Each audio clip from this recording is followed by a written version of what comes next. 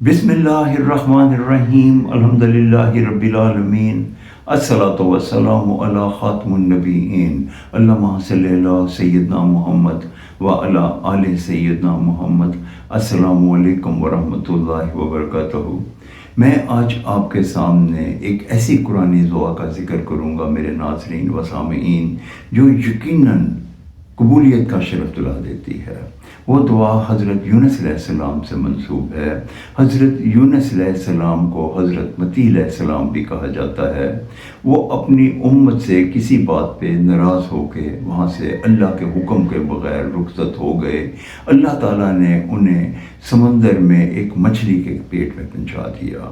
جب آپ کو احساس ہوا کہ آپ سے بہت بڑی غلطی ہو گئی ہے تو آپ نے یہ دعا مانگی، لا الہ الا انت سبحانک انی کنت من الظالمین۔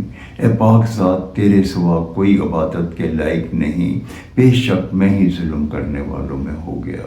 یہ ایک مکمل دعا ہے۔ ایک تو سب سے پہلے اپنے آپ کو اللہ تعالیٰ کے سامنے سرنڈر کر دیا کہ اے پاک ذات، تیرے سوا کوئی عبادت کے لائق نہیں، یعنی تو ہی عبادت کے لائق ہے اور میرے سے غلطی ہو گئی، میں تو اپنے آپ پہ ظلم کر دیا، یعنی میں نے اپنے آپ کو برباد کر دیا۔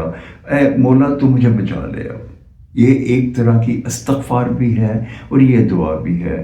یہ دعا نہ صرف حضرت یونس علیہ السلام نے پڑھی اور ان کی رہائی ہوئی، بلکہ یہ قیامت تک کے لیے امت محمدی کے لیے بھی یہ ایک تحفہ ہے کہ جب بھی کوئی پریشانی آ جائے، کوئی مشکل آ جائے تو توبہ استغفار کرنے کے بعد جب اس دعا کو پڑھا جائے اور پھر اللہ رب العزت سے معافی مانگی جائے اور اس کی دعا کی جائے کہ اللہ تعالیٰ ہمیں معاف کر دے اور ہمیں اس سے نجات دے دے، تو اللہ تعالیٰ یقیناً اس سے نجات دے دیتے ہیں، کیونکہ یہ مکمل استغفار ہے۔ یہ ایک ایسا ہے کہ جیسے انسان اپنے آپ کو سرنڈر کر دیتا ہے اور اللہ کے حضور میں بالکل میں بے بس ہوں مالک، میں ظلم کر بیٹھا، مولا تو مجھے معاف کر دے۔